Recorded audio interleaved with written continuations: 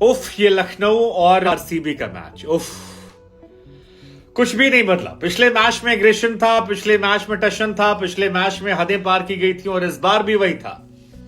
Match में जो कुछ नहीं दिखा वो मैच के बाद दिख गया। हालांकि मैच में भी बहुत कुछ दिखा। मतलब इस मैच में ऐसा लग रहा था कि चप्पल, जूता, डंडा, बॉल उठा के एक दूसरे को मारना बस रह गया, क्योंकि बाकी कोई कसर इस टीम ने नहीं छोड़ी है।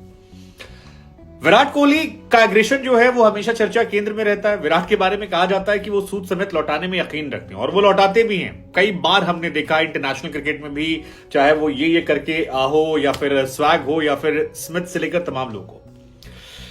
लेकिन यार लखनऊ के साथ अदावत जो है ना कुछ अलग है, और इस मोहब्बत की वजह है गौतम गंभीर और विराट कोहली। इस मैच में बस मार नहीं हुई, बाकी सब हो गया।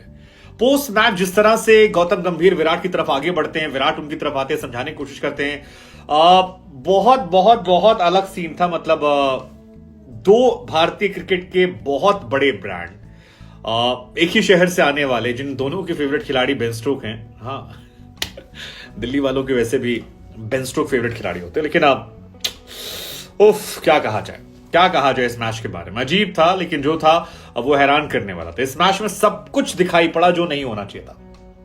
मतलब क्रिकेट सा चर्चा जो है वो इस मैच में बिहेवियर को लेकर होने वाली, और वो आज टॉप चर्चा के केंद्र में रही। मतलब गंभीर और विराट कोहली की अदावत जो है वो बहुत पुरानी है। आप याद कीजिए, पुराने दिनों में भी ऐसा आपने देखा था और काफी बार देखने को मिला था। पिछली बार रजत भाटिया ने बचाव कर लिया था, लेकिन आज जो कुछ हुआ ये बहुत डिसअपॉइंटिंग था। मतलब पोस्ट मैच वाली पहले बात की जाए या मैच के अंदर वाली बात की जाए, समझ में नहीं समझ में आ रहा क्या हुआ। लेकिन इस मैच में जो कुछ हुआ वो इंडियन क्रिकेट के लिहाज से अच्छा नहीं था। दुनिया भर में लोग आपको देख रहे हैं। क्या ये अच्छा मैसेज है? आप दोनों बड़े खिलाड़ी हैं, लेकिन आप बताते हुआ क्या कहता। देखिए, पहली तो आज विराट कोहली ने पे बैक किया लखनऊ की टीम को। लखनऊ की टीम ने पिछली बार खूब किया था चिन्ना स्वामी स्टेडियम में जाकर। आवेश खान ने उठाकर हेलमेट पटक दिया था, रवि बिश्नोई ने खूब इशारे किए थे, पूरन ने इशारा किया था, गौतम गंभीर ने किया था। तो आज विराट पूरे मैच में एग्रेशन दिखाते रहे। वो क्राउड को चेयरअप करते रहे, माहौल बनाते रहे, बार बार करते रहे। आवेश की एक्टिंग की, बिश्नोई की एक्टिंग की, पूरन की एक्टिंग की, और वो एक्टिंग लगातार कर रहे थे और वो एक्टिंग काफी ट्रेंड में आ रही थी। स्कोर बहुत छोटा था, तो मैच से ज्यादा ध्यान जो है वो विराट कोहली पर जा रहा था। ऐसा लग रहा था कि फाफ डुप्लेसी की जगह सारा कप्तानी के फोकस जो है वो यही है। और क्योंकि आज अनुष्का भाभी का बर्थडे भी था तो ये और खास था।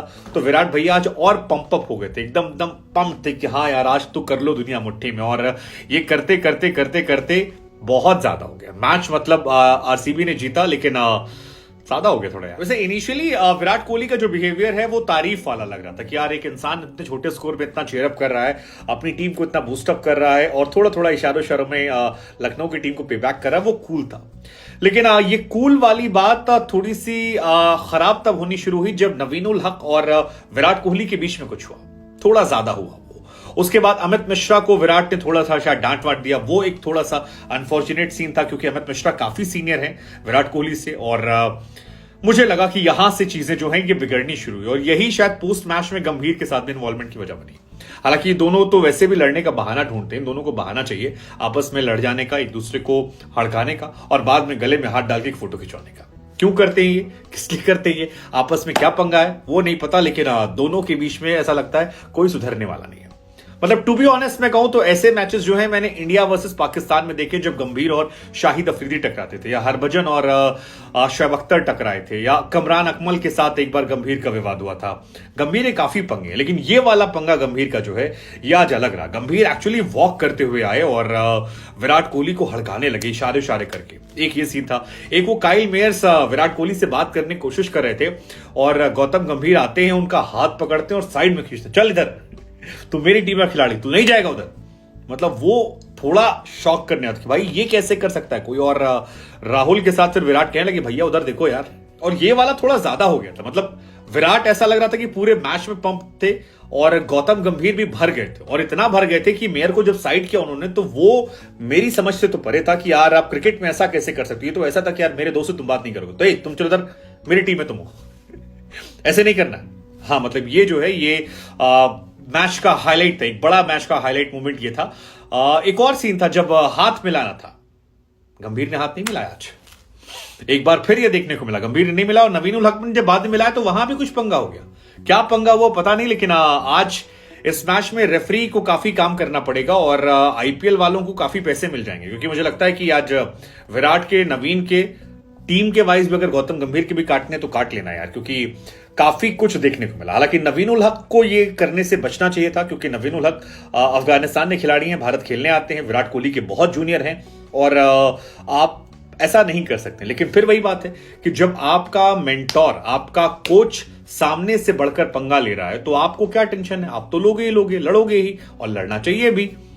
तो क्योंकि जब ऊपर से ही ऐसा हो रहा है तो नीचे वाले तो करेंगे, सीखते तो नहीं से हैं। अगर वहां सिखाया था रेस्पेक्ट तो यहां भी होती। लेकिन विराट के एटीट्यूड में बाकी सब चीजें अच्छी थी। थोड़ा सा अमित मिश्रा को जो उन्होंने बीच में इशारा किया ऐसे उंगली करके, वो मेरे लिए थोड़ा डिसअपॉइंटिंग था। नवीन उल हक से लड़ाई थी, उनसे लड़ लेते। अमित मिश्रा जी थोड़े सीधे साधे आदमी यार, मतलब ठीक है। हाँ, अब कुछ लोग हमसे भी लड़ जाएंगे कि आप मिश्रा हैं इसलिए, ऐसा तो नहीं कह रहे हैं, मतलब पागलों कमी नहीं। हालांकि मुझे लगता है गौतम गंभीर को भी अपने आचरण पर थोड़ा ध्यान देना चाहिए, क्योंकि खिलाड़ी बनकर जब वो करते थे तब चल सकता था, हालांकि तब भी क्वेश्चन होते हैं। लेकिन अब यार वो एक मेंबर ऑफ पार्लियामेंट भी है, एक पॉलिटिकल पार्टी के मेंबर ऑफ पार्लियामेंट हैं और कोच मेंटोर हैं। ऐसे में ये शोभा नहीं देता। पिछली बार भी ग्राउंड में आकर करना मेंटोर को नहीं शोभा देता। क्रिकेट खेलते वक्त आप कहें कि आप पम्प्ड हैं विराट कोहली की तरह, समझ में आता, लेकिन पोस्ट क्रिकेट जब आप दूसरी इनिंग खेल रहे हैं तो वहां पर इतना एग्रेशन, ये थोड़ा सा मेरे लिए डिसअपॉइंटिंग है। हाँ, ये डिसअपॉइंटिंग है क्योंकि आज ज्यादा एग्रेशन दिखाया और विराट ने नवीन और अमित मिश्रा पर दिखाया, लेकिन गंभीर के साथ तो थोड़ा काम डाउन थे। तो इस चीज के लिए विराट का अप्रिसिएशन भी जो है वो हम करेंगे और गंभीर साहब से कहेंगे हाँ साहब आप थोड़ा सा आज ज्यादा थे। और ज्यादा इसलिए भी थे क्योंकि यार लखनऊ को तहजीब का, तमीज का, अदब का शहर कहा जाता है। वहां पहले आप कहा जाता है, ये नहीं कि पहले तुमको हम गाली देके आएंगे, ये नहीं होता है। तो ये मेरे लिए है। आप लोगों को क्या सोचना है? वैसे गंभीर और विराट दोनों के फैन जो हैं वो आज लड़ने वाले हैं। ठीक है, आप लड़िए, बढ़िया, आप लोग का अच्छा है।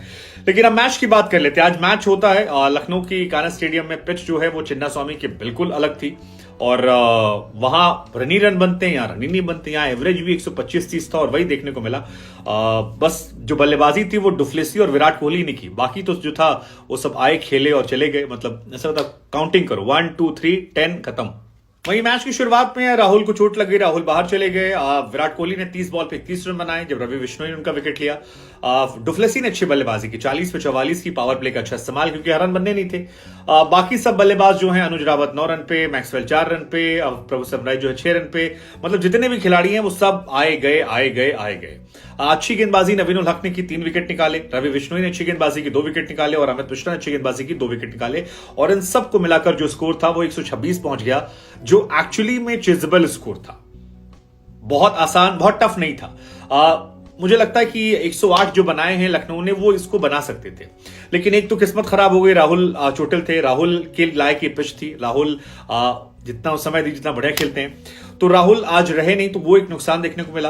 काइल मेयर्स को सिराज ने आते आउट कर दिया, तो वो उनके लिए एक सेटबैक हो गया। कुरनाल अच्छी बल्लेबाजी कर रहे थे, लेकिन ताबड़तोड़ मारने में कुरनाल, फिर निकोलस पूरन जो है, मतलब मुझे ये समझ नहीं आया कि अगर आपको 126 रन बनाने हैं तो आपको किस बात की जल्दबाजी है। विराट कोहली आउट होके जाता है, अंदर अनुष्का शर्मा बैठी है, समझ में आता है उनका बर्थडे है, थोड़ी देर टाइम स्पेंड करेंगे। आप लोग किस लिए वेट कर रहे थे? पूछना चाहिए अपने आप से। मार्कस स्टोइनिस उनका जो विकेट गिरता है, निकोलस पूरन का विकेट गिरता है, दीपक हुड्डा, यार एक मैच नहीं चल रहे यार, तुम अपना टीम इंडिया में सिलेक्शन खो दोगे यार, तुम अब डिजर्व नहीं करते हो। मतलब पिछले साल आईपीएल अच्छा खेला था, इस साल एकदम कूड़ा कर दिया है और मैच हारने की वजह बन गए हो। मुझे बहुत 0-0 4 1 14 1 13 9 23 5 ये लखनऊ का ऑर्डर है। अब इस बल्लेबाजी भी थोड़े जीतेंगे आप। कृष्णप्पा गौतम ने थोड़ी अच्छी बल्लेबाजी की थी, वो रन आउट हो गए, वो एक मोमेंट था। राहुल लास्ट में बल्लेबाजी करने आए लेकिन वो रन नहीं ले पा रहे थे, तो ये मैच जो है ये हार गई है। हेजलवुड ने बहुत बेहतरीन गेंदबाजी की, 2 विकेट निकाले 3 ओवर में, बहुत अच्छी गेंदबाजी, 2 ओवर में तो बहुत अच्छी गेंदबाजी की थी उन्होंने, हवा नहीं लग रही थी। उनके अलावा मैक्सवेल ने अच्छी गेंदबाजी की, हसरंगा ने अच्छी की, करण शर्मा ने अच्छी गेंदबाजी की। तो स्पिनर्स के लिहाज से आज दिन था लखनऊ का भी, यहां भी। लेकिन आज के मैच के आरसीबी के जीतने का एक फायदा हुआ है, वो है आईपीएल को। फायदा ये हुआ कि गुजरात को छोड़कर बाकी जितनी टीमें हैं वो आपस में लड़ मर रही हैं, सबके 10-10 है। मतलब आरसीबी के 10 हैं, चेन्नई के 10 हैं, गुजरात के 10 हैं, लखनऊ के 10 हैं। तो ये 10 वाली कैटेगरी बढ़ गई है और मुंबई भी पीछे आ गई है, पंजाब भी इधर है। तो टीमें जो हैं उन ऑलमोस्ट बराबर हैं। और ऐसे में अगर कंपटीशन बढ़ रहा है, तो ये इंटरेस्टिंग हो जाएगा, बहुत इंटरेस्टिंग हो जाएगा।